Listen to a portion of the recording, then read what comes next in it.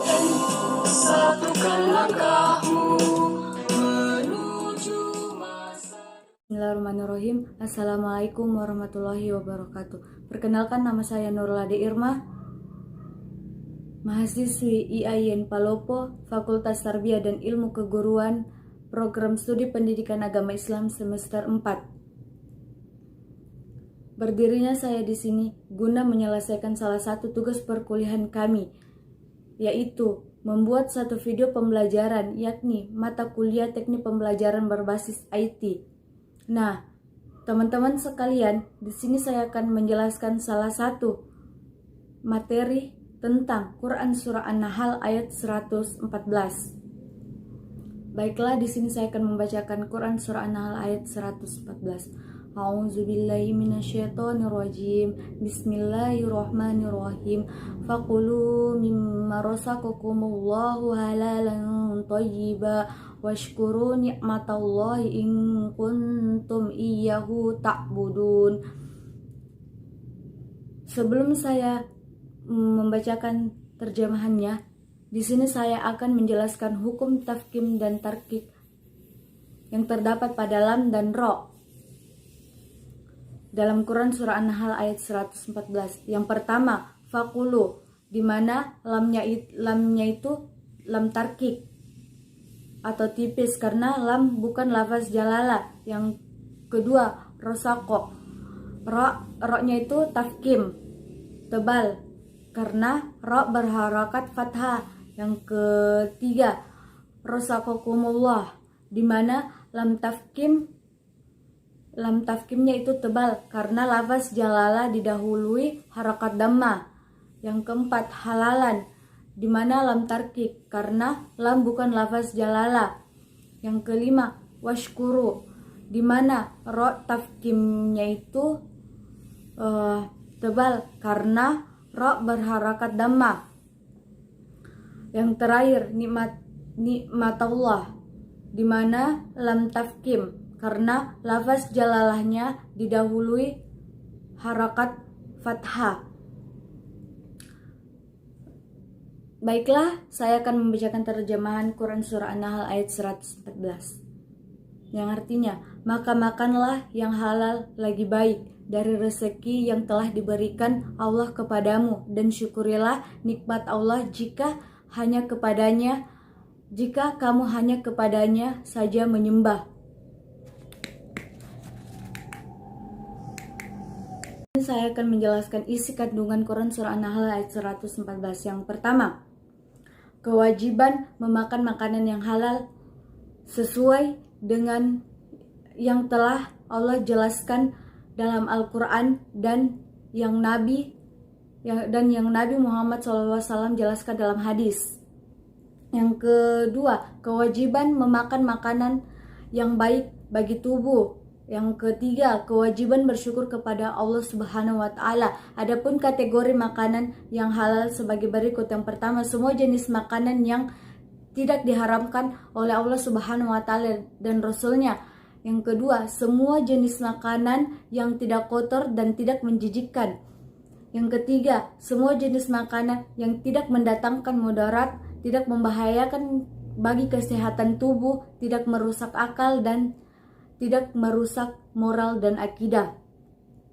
Apabila kita sudah memakan makanan yang halal, kita juga diwajibkan untuk mengonsumsi makanan yang thayyib, di mana thayyib ini adalah makanan yang memiliki kandungan gizi dan nutrisi yang cukup sehingga bermanfaat bagi tubuh,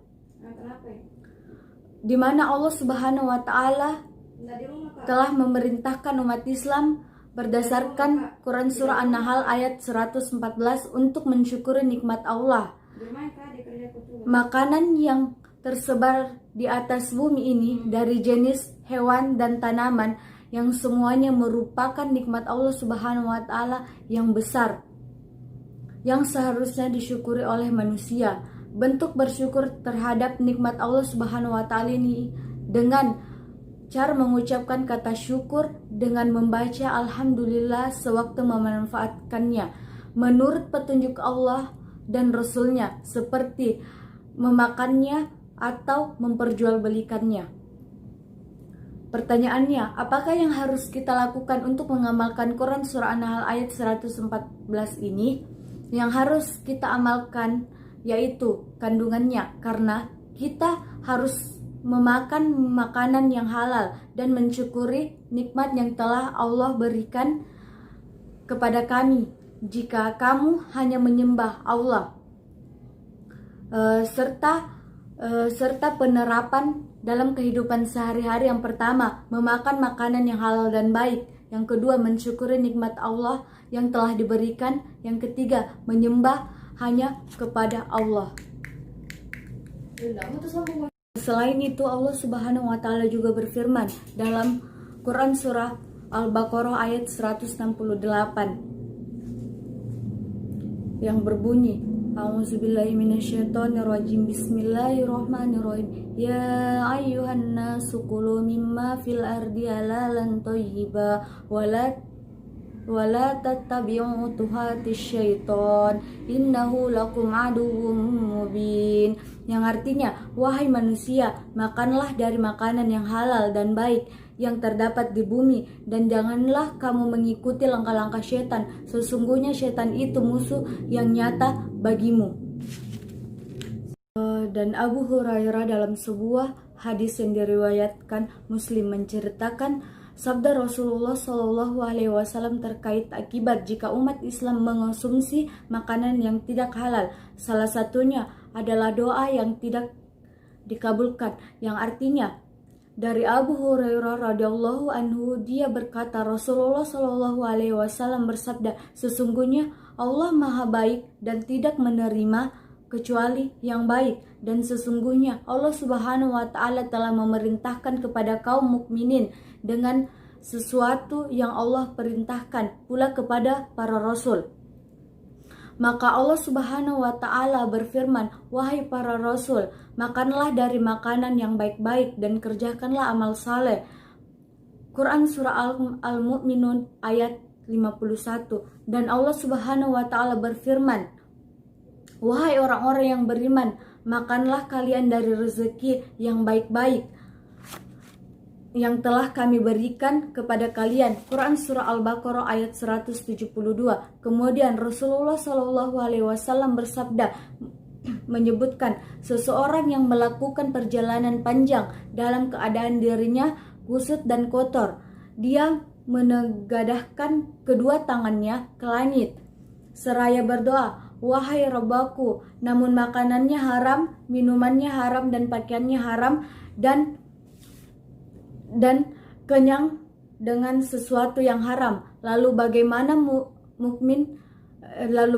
mungkin doanya akan dikabulkan? Hadis riwayat Muslim. Demikianlah penjelasan dari saya tentang Quran surah An-Nahl ayat 114. Bila ada kesalahan mohon dimaafkan. Wabillahi taufiq wal hidayah. Wassalamualaikum warahmatullahi wabarakatuh.